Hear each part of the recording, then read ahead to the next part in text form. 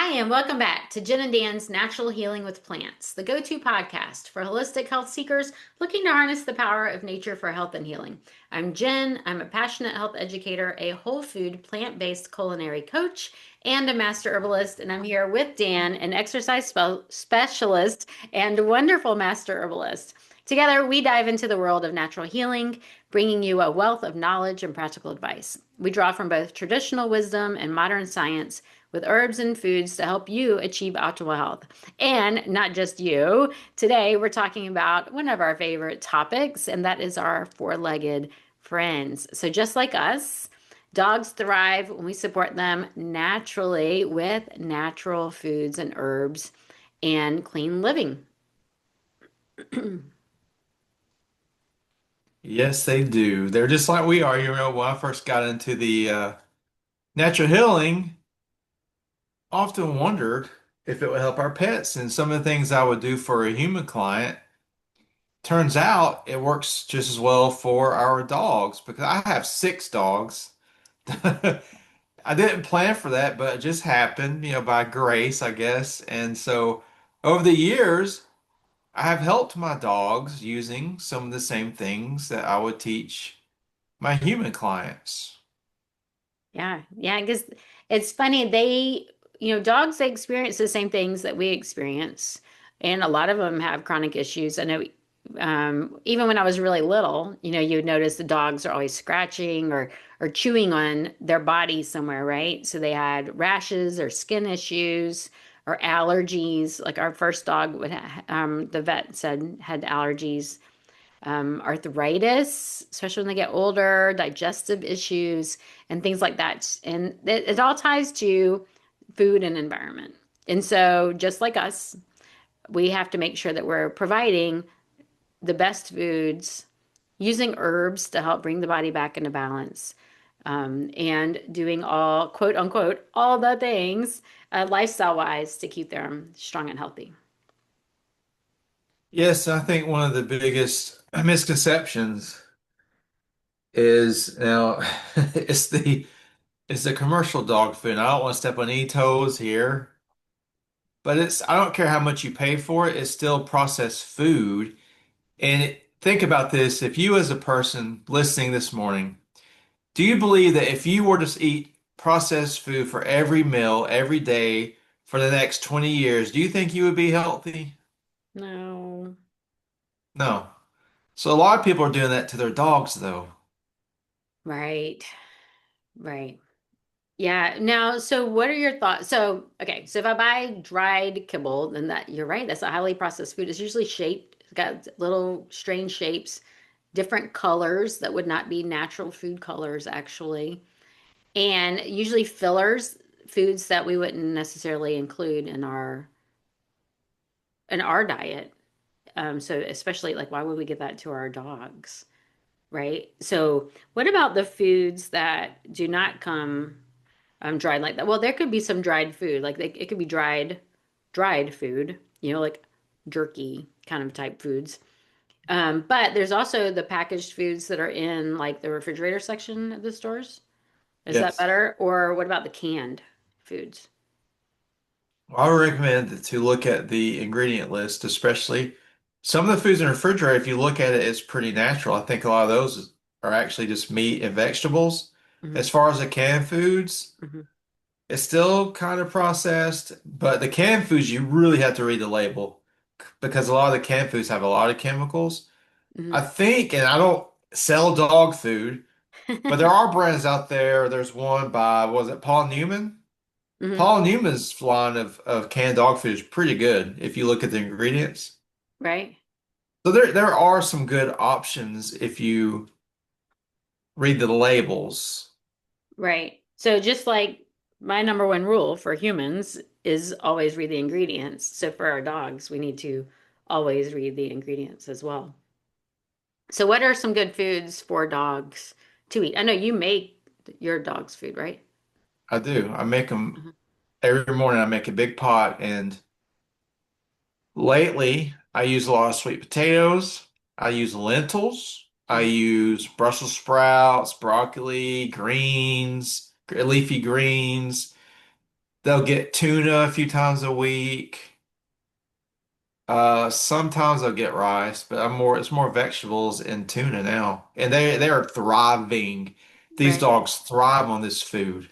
Right. Yeah. Well, and sweet potatoes, they're so good for us and for them, and good for eyes because, dogs, they get cataracts and have vision problems as they get older as well if they aren't taken care of, right? Yeah. If they live long enough. And so we do want to make sure that they have things that help with vision.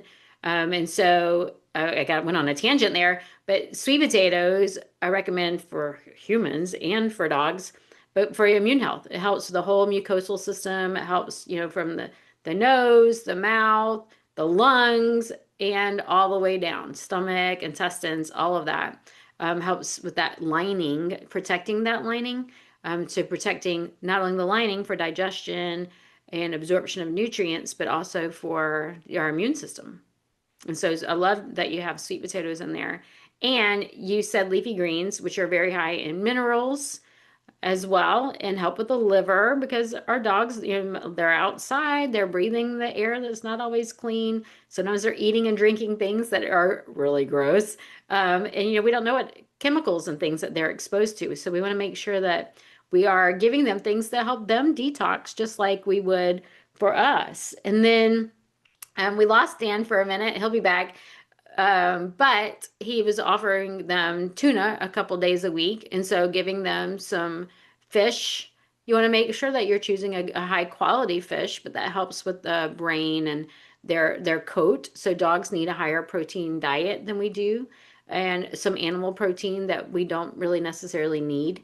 I also like pumpkin. So he said sweet potato, which is that same color. So is pumpkin, really high in fiber, which is wonderful for the gut as far as their GI health, but also for the immune system, like I said before. And then he said sometimes he gives them rice, sometimes he gives them lentils. So more protein and fiber, which benefits the gut. But then something else that they like is berries. And so we had a dog. I live on a farm, for those of you who don't know. After my health issues, we decided we weren't following our passion. And so we bought a farm, and I teach people about health, and my husband farms. But we had wild blackberries that come up in June. And we had this Rhodesian Ridgeback. If you know what a Rhodesian Ridgeback is, they're kind of a big dog. And he would stick his nose in and grab blackberries between the thorns and pull the blackberries off. He loved them. So blackberries, blueberries, these berries, they're very tiny and very high in antioxidants that help protect our cells and slow aging. And so just like for protecting us, they're also wonderful for protecting our pets as well. And then I mentioned pumpkins, but even pumpkin seeds. And so, you hear about your dogs needing to be dewormed. Well, pumpkin seeds help with that as well. And so I know we include pumpkin seeds occasionally in our dog's food to help with that too. And then hydration, making sure they have good quality, clean water. And your dogs, if they're in the house and as they're trying to drink out of the toilet, they want a fresh water. When you flush the toilet, fresh water comes in. So giving them clean water bowls and refreshing their water and paying attention to what chemicals are in their water. Just like you pay attention to what chemicals are in yours, hydration is key for our kidneys, for their joints. And so we want to make sure that they are getting high quality water. And then another thing that's good for dogs is bone broth. And so making sure that you are getting a high quality bone broth or making your own, because sometimes there's heavy metals in bones. And when we cook them, those metals come out into the broth. And so that's why we as humans, we don't necessarily want to eat bone broth, but it can be healthy for your dogs, but you want to make sure that you know where those bones are coming from and that it was not from an animal that was exposed to heavy metals. So I think that we have still lost Dan. Hopefully he'll be back shortly. We're having some internet issues. But there are some herbs that can be wonderful for dogs as well. One of those is turmeric. Just like for us, very, very anti-inflammatory. It can support our joint health and our immune system. I talked about the liver, especially if your dogs are exposed to chemicals. If you live in a neighborhood where a neighbor maybe sprays their yard, or you live in a neighborhood where it's not really high quality air, including things like milk thistle. Milk thistle can be safer for dogs, especially if they've been exposed to different medications or vaccinations, and you want to clean those out of the body. Now, medical disclaimer, I'm talking about some herbs and things, and so do your own due diligence. I'm not telling you to use these things. I'm just educating. That's what our podcast is for. So do your own due diligence. Make sure that it makes sense for you and for your pet. So another one that I really like is nettles. Nettles is wonderful for allergies and very, very high in minerals. But you don't want to give them fresh nettles that are stinging. You could use purple dead nettle that doesn't have any stinging, or you can process your own nettles. You could even give them tinctures. We do give our dogs tinctures as well. And you can contact me privately. I can tell you a great source for dogs. There's a place that makes tinctures just for dogs, which is great. But I do like nettles, making a nettle tea, putting that in their water is awesome. Some dogs like chamomile. Chamomile can be very calming and help with their digestive health. Very relaxing to the GI tract. But if you have a dog that's prone to allergies, chamomile can trigger some allergic responses, and so you do want to be careful with that. And then ginger. So just like for us, if we have a stomach ache or stomach issues or nausea, ginger can be really helpful for dogs too. And then fresh herbs. You can put parsley on their food. Parsley is very high in minerals. It's also detoxifying, and it can be really great. And then hawthorn berry as well. So just like for us, dogs can suffer some heart issues, and hawthorn berry can support the heart. It can support circulation, and so it can help with brain and blood and all of that. And if you prefer formulas, Dan and I both went to the School of Natural Healing and studied Dr. Christopher's formulas. And so we really like Dr. Christopher's Herb Calc formula. It's wonderful for joints and bones. It's one of our favorite herbs. I say that about everyone. And the complete tissue and bone is definitely our favorite. We did an entire episode on the complete tissue and bone. But those are wonderful, especially if your dog has some sort of injuries. But they're useful for so many other conditions as well. And so look it up. But you want to use small pet safe amounts. When I look at like tinctures and herbs for dogs, if your dog is as big as a human, then give them a human dose. If they're small, like a toddler or smaller, then you definitely want to use child doses, maybe infant doses, and even buy tinctures and herbs that are made for toddlers and children, because dogs are not as big as humans. So we definitely want to make sure that we are paying attention to the dose there. So Dan, I talked about lots of different foods and then herbs as well. And just what's one or two of your favorite herbs? And welcome back. Yeah, thanks. Two of my favorite herbs for dogs. One of them is going to be hawthorn because if you look at certain breeds of dogs, they're more prone to heart disease. I have a pit bull, and they're actually genetically more prone to heart disease, so I give him hawthorn and cayenne pepper, but you have to do it in food. Yeah. And like you were saying before, dogs are prone to, I mean, my pit bull is 13, so he's had injuries in his joints before. Mm, So I give him things like complete bone and tissue too, yeah. and turmeric. Turmeric's good. The tincture I make, I give my dog sometimes, and it seems to help them. The thing I like about dogs too is they don't have any, like a lot of people, they have disbelief in certain modalities, like the herbs don't work or whatever. Dogs don't have this. So dogs heal really fast. I'll give them herbs and they start to get better like really quick because they don't have this disbelief. It's really amazing. I could talk, I mean, I remember my mom had a Chihuahua.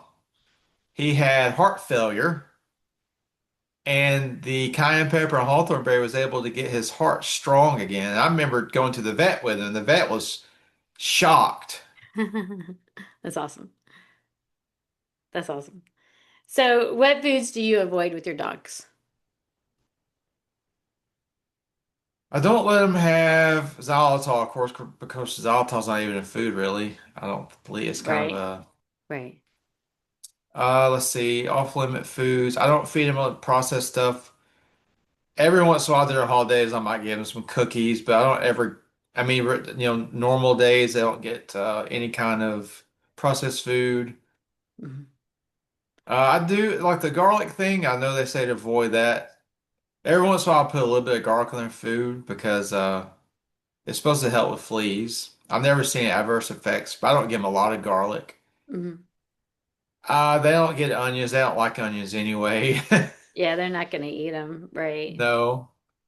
I don't really give my dogs red meat either. I know that some people are going to balk at that, but Mm.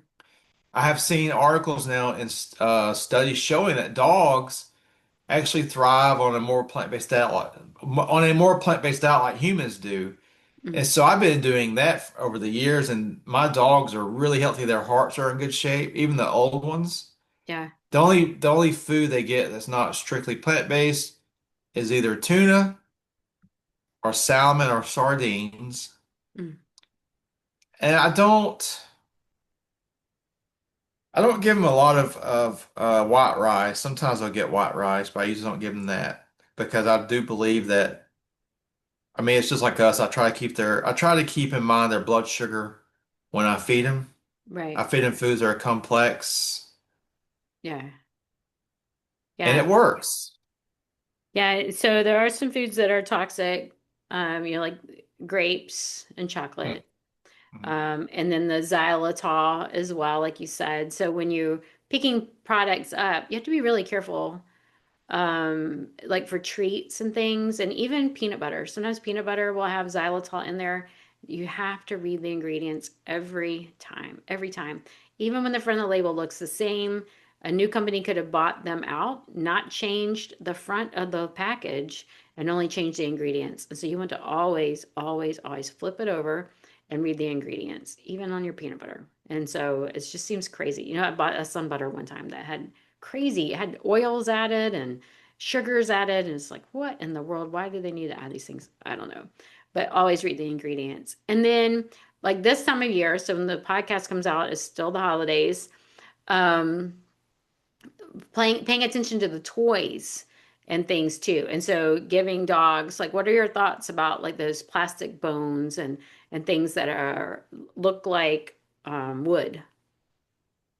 I don't give those to my dogs. I'm afraid they'll choke. Uh-huh. I do give them real bones sometimes. There's our local Publix has real bones they sell with a marrow. They Uh-huh. love those. Yeah, that would be good. Um, but yeah, the plastic and we could talk about the detrimental effects of plastic too, but that's another podcast. But I would be afraid they might choke on some of the plastic products. Yeah, and And hurt if they their don't gums and choke, teeth. Yeah. there are cases of dogs getting toys like that, and they actually can swallow that, and it can cause a bowel obstruction, Ooh, that would be which terrible. requires emergency surgery, and most of us wouldn't be able to afford that. Yeah, right. Yes. So, And then one more thing, when you're looking at their foods, um, dogs do need more protein and fats than humans. And so looking at your products, so if you're buying them food, what percentage of the food is fats and proteins? Because a lot of the kibbles are mostly starches. They add cornstarch and stuff. Dogs don't eat corn. And so, why are they adding these starch, especially not cornstarch? Just like us, cornstarch is bad for our blood sugar, very inflammatory. And so we want to make sure they're not adding these starches and fillers that could be inflammatory and bad for their blood sugar as well. Hmm. yes, I agree. There's something like going back to that. Not only is it cornstarch, it's probably GMO cornstarch. Exactly. Yeah. Is your dog food organic, non-GMO? Yeah. Yeah. And look, that kibble, some of the so-called good kibble, it is expensive. Yes, it is. Definitely. And so we're coming up to the end, but we haven't talked about lifestyle. And so we want to make sure your dogs are getting lots of exercise and sunshine and love, but also mental stimulation. So dogs, they run in packs. They like to be in community, and so they need to be in community with you or with your other pets, and need lots of attention.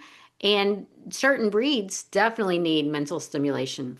They can be very creative and playful and investigative. We have one that, man, she can get out of anything.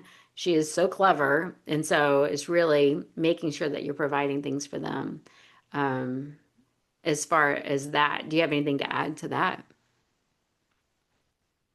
Well, I have noticed that dogs are just as emotional as humans. I have a dog right now. We're working together because she's having some problems. And so I'm having to give her more attention than some of my other dogs. And she is acting so much more loving and emotional now. I mean, it's amazing. She's so happy. She's like running around the house with a big smile on her face all the time. So they thrive. They thrive on love and attention just like we do. Yes, they're getting that oxytocin hit. Hmm. Yes, and then they also need us to remove stress. And so stressors, they need to feel safe and Hmm. secure. They need the quiet time and the downtime. And we talked about filtered water, which I know is important to you. But then also making sure that we're paying attention to chemicals we're using in our home, what's in the air. They have very sensitive noses, and so we want to make sure that we're not exposing them to toxic chemicals. And then what do you do? So I think it's really important that we share this as well. What do you do as far as ticks and fleas and other things, bugs and things like that? I think we lost him again. So I know he mentioned he uses garlic every now and then. There are some special dog tinctures for herbs and fleas. Just like with us, if we are eating a healthy, clean diet, we are not providing the right environment for, I want to call them creatures, so viruses, bacteria, those kind of things. They are going to be less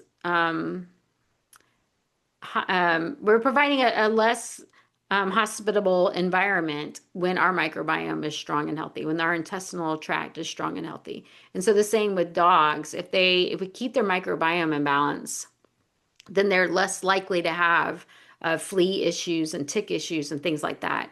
But there are some herbs and things like that that we can use as well to help with those things. So what are some things that you use for like herbs and fleas or ticks? I give them a little bit of apple cider vinegar in their food because it's got probiotics and it seems to be really good for their coat. Hmm. Um, And with absorbing minerals. yeah, it helps their digestion. They do like I have put fennel in their food. I don't seem to mind. Yeah. If I make the food really tasty, Hmm. then you can throw in a few herbs that might be a little bitter and it doesn't really seem to bother them.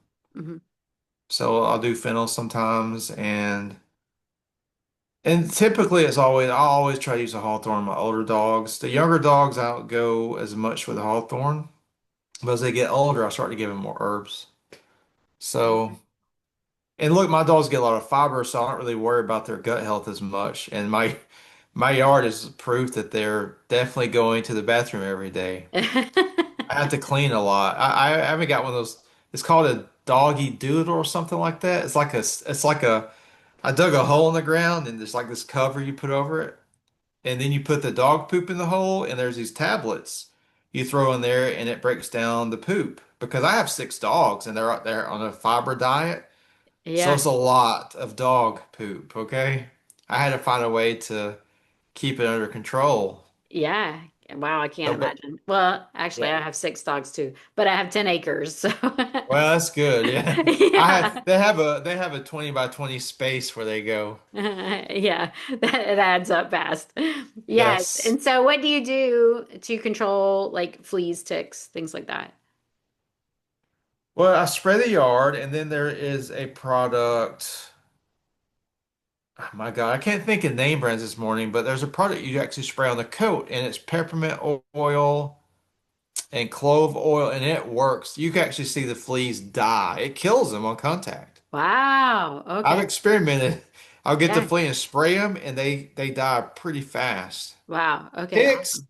My dogs don't get a lot of ticks because I try to avoid the woods as much as I can during the summertime. But Yeah. if we do go in the woods, I always check them, and I just pull the ticks off manually. Yeah. I That's don't give great. me. I don't use collars or anything. I used to use a collar, but I almost killed one of my dogs with a collar one year. It was this tick collar, really strong. It made his throat swell. The hole in his throat was almost completely closed. Wow. And so what'd you do? And the vet, I had to take him to the vet. That vet gave him cortisone to open his throat back up. Yeah. He Yikes. was dying. These products are toxic, and I don't give him the flea pills because it's toxic, you know? Right. Right. Yeah. Well, this has been fascinating. So we love our dogs. Dan definitely loves dogs. If you had 10 acres, how many dogs would you have? Oh, I don't know. Probably 10 for each acre. That's crazy. Yes, but just like us, natural health for dogs is not complicated.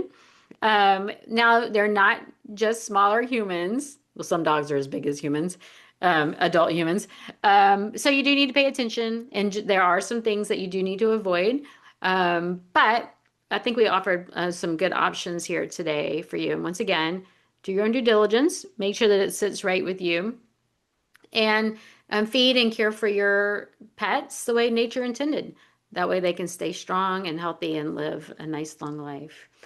So thank you for joining us today. If you would like to learn more about Dan, go to danthenaturalman.com. And to learn more about me, I am at Holistic Jen, that's with a W, WHOLISTIC, Jen.com. And until next time, keep living and loving on your pets.